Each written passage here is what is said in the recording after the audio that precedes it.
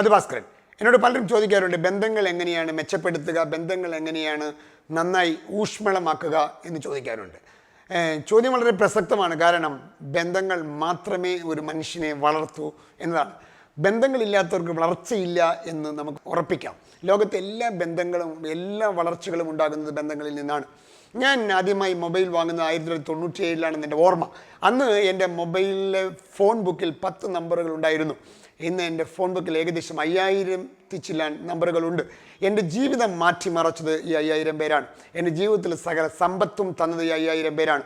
അവരുമായിട്ടുള്ള ബന്ധം ഉണ്ടാക്കാനും നിലനിർത്താനും അറിയാമെന്നത് മാത്രമാണ് ജീവിതത്തിൽ എനിക്കുണ്ടായ കഴിവ് എന്നതാണ്. അപ്പോൾ ബന്ധങ്ങളിലൂടെയാണ് ആളുകൾ വളരുക. ഈ ലോകത്ത് എന്ത് നേടുന്നതും ബന്ധങ്ങളിലൂടെയാണ്.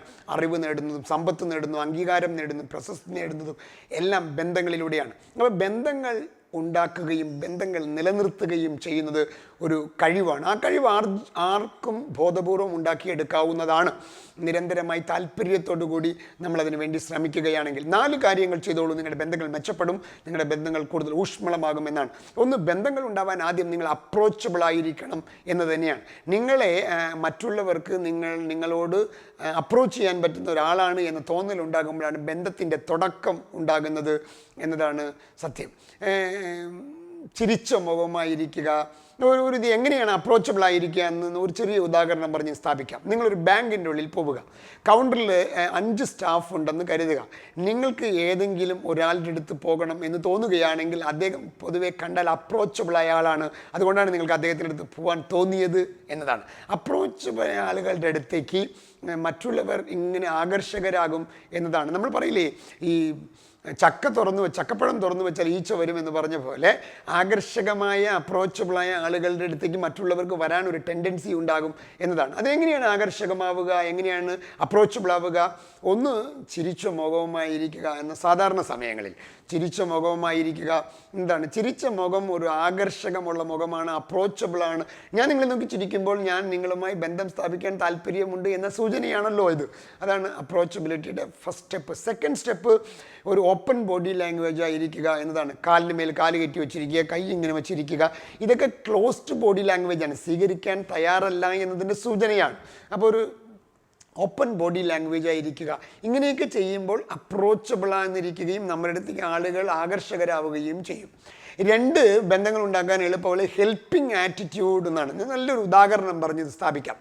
ഞാൻ LICക്കൊക്കെ ട്രെയിനിങ് പോയിക്കൊണ്ടിരിക്കുന്ന സമയത്ത് തന്നെ ട്രെയിനിങ്ങിൽ പങ്കെടുത്ത ഒരു LIC ഏജൻറ്റ് ഒരിക്കൽ എൻ്റെ വീട്ടിലേക്ക് കയറി വന്നു ഒരു മാർച്ച് മാസം. എന്നിട്ട് അദ്ദേഹം എന്നോട് ചോദിച്ചു, സാർ, ഞാൻ സാറിനെ പരിചയപ്പെടാൻ വന്നതാണ്, സാറിൻ്റെ മോട്ടിവേഷൻ എനിക്ക് ഭയങ്കര ഗുണം ചെയ്തു എന്നൊക്കെ പറഞ്ഞ് എന്നോടൊരു 5 മിനിറ്റ് എൻ്റെ ക്ലാസ്സിനെ കുറിച്ച് നല്ല വാക്കുകളെല്ലാം പറഞ്ഞതിന് ശേഷം അദ്ദേഹം എന്നോട് ചോദിച്ചു, സാർ, ഒരു നല്ല പോളിസി ഉണ്ട്, ഞാൻ സാറിന് എടുക്കട്ടെ എന്ന് ചോദിച്ചു.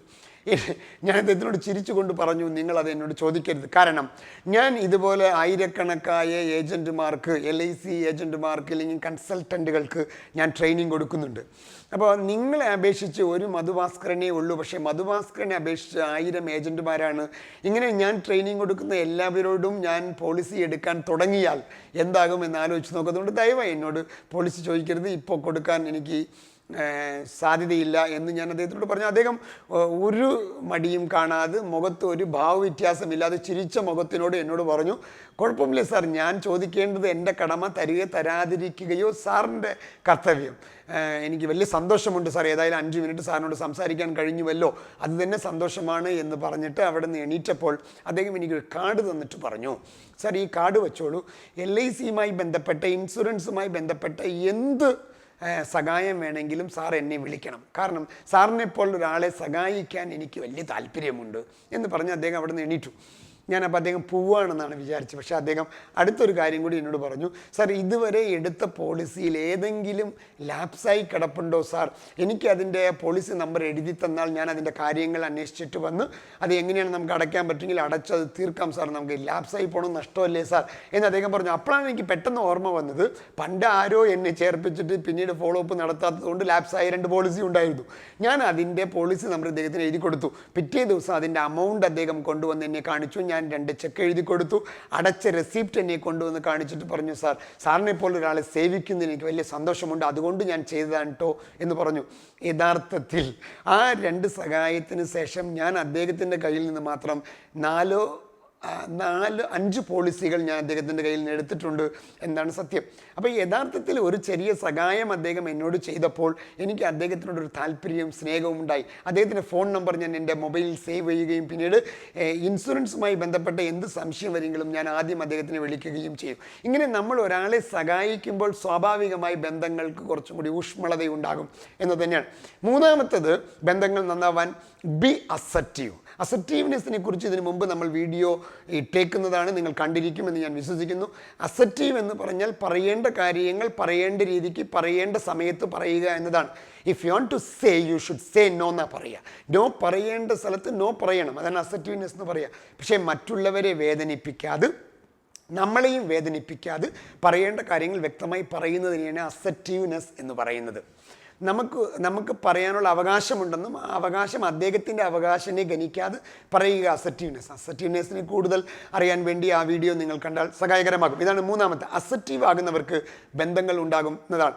നാലാമത്തത് ഇൻറ്റഗ്രേറ്റീവ് പേഴ്സണാലിറ്റി ആവുക എന്നതാണ്. ഇൻറ്റഗ്രേറ്റീവ് പേഴ്സണാലിറ്റി എന്ന് പറഞ്ഞാൽ എന്താ?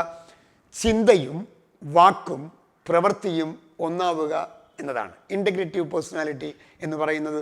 അതാണ് മക്കളോട് നുണ പറയരുത് എന്ന് പറയുകയും അതേ മക്കളോട് നമ്മൾ നുണ പറയുകയും ചെയ്യുമ്പോൾ ഇൻറ്റഗ്രേറ്റീവ് പേഴ്സണാലിറ്റി ആവാറില്ല എന്നതാണ്.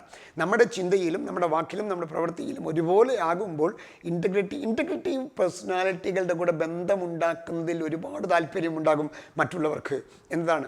എൻ്റെ ജീവിതത്തിൽ ഞാൻ കണ്ടതിൽ വെച്ച് ഏറ്റവും വലിയ ഇൻറ്റഗ്രേറ്റീവ് പേഴ്സണാലിറ്റി എന്ന് പറയുന്നത് മഹാത്മാഗാന്ധിയാണ്. ഞാൻ എൻ്റെ ജീവിതത്തിൽ വായിച്ചറിഞ്ഞ് കേട്ടതിൽ വെച്ച് ഇൻറ്റഗ്രേറ്റീവ് പേഴ്സണാലിറ്റി മഹാത്മാഗാന്ധിയാണ്. ഇങ്ങനെ 4 കാര്യങ്ങൾ നമുക്ക് ഉള്ളപ്പോൾ സ്വാഭാവികമായി നമ്മൾക്ക് ബന്ധങ്ങൾ ഉണ്ടാവുകയും ഊഷ്മളമാവുകയും ചെയ്യും.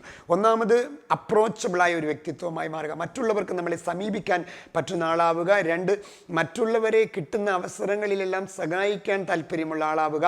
3, അസർട്ടീവായ വ്യക്തിത്വമാവുക, പറയേണ്ട സ്ഥലത്ത് പറയേണ്ട കാര്യങ്ങൾ മറ്റുള്ളവരെ വേദനിപ്പിക്കാതെ പറയാൻ പഠിക്കുന്ന വ്യക്തിത്വമാവുക, അസർട്ടീവ് ആവുക. 4, ഇൻറ്റഗ്രേറ്റീവ് പേഴ്സണാലിറ്റി, സത്യസന്ധരായ പേഴ്സണാലിറ്റി ആവുക എന്നത്. ചിന്തയും വാക്കും പ്രവൃത്തിയും ഒരുപോലെയുള്ള, പറയുന്നത് ചെയ്യുകയും ചെയ്യുന്നത് പറയുകയും ചെയ്യുന്ന സത്യസന്ധമായ ഒരു വ്യക്തിത്വമാവുക. ഇങ്ങനെ 4 കാര്യങ്ങളുള്ളപ്പോൾ ബന്ധങ്ങൾ ഉണ്ടാക്കാൻ മറ്റുള്ളവർക്ക് നിങ്ങളുടെ താല്പര്യമുണ്ടാകും. നിങ്ങൾ അവരുമായി നല്ല ബന്ധങ്ങൾ നിലനിർത്തുകയും ചെയ്യും. ബന്ധങ്ങൾ ഉണ്ടാക്കലും ബന്ധങ്ങൾ നിലനിർത്തുകയും മനുഷ്യൻ്റെ ജീവിത വളർച്ചയ്ക്ക് അനിവാര്യമാണ്. അങ്ങനെ വളർച്ച ഉണ്ടാകണമെങ്കിൽ നല്ല ബന്ധങ്ങൾ ഉണ്ടാവട്ടെ എന്ന് പറഞ്ഞുകൊള്ളുന്നു. അതിൻ്റെ കൂട്ടത്തിൽ ഈ വീഡിയോ നിങ്ങളുടെ ജീവിതത്തിൽ ഗുണകരമാണ് എന്ന് തോന്നിയാൽ ഈ ചാനൽ ഇതുവരെ സബ്സ്ക്രൈബ് ചെയ്തിട്ടില്ലെങ്കിൽ സബ്സ്ക്രൈബ് ചെയ്യുക. ഈ സബ്സ്ക്രൈബ് ചെയ്ത് ഈ ചാനലിൻ്റെ നോട്ടിഫിക്കേഷൻ കിട്ടണമെങ്കിൽ ബെൽ ഐക്കണിൽ എനേബിൾ ചെയ്യുക. അപ്പോൾ സ്വാഭാവികമായി നിങ്ങൾക്ക് നോട്ടിഫിക്കേഷൻ കിട്ടും. കൂട്ടത്തിൽ ഇത് മറ്റുള്ളവർക്ക് ഷെയർ ചെയ്യുക. അവർ കൂടി കാണട്ടെ, അവർക്കും ജീവിതത്തിൽ ഗുണകരമാകട്ടെ. അടുത്ത ആഴ്ച പുതിയ വിഷയവുമായി വീണ്ടും കാണാം. Thank you.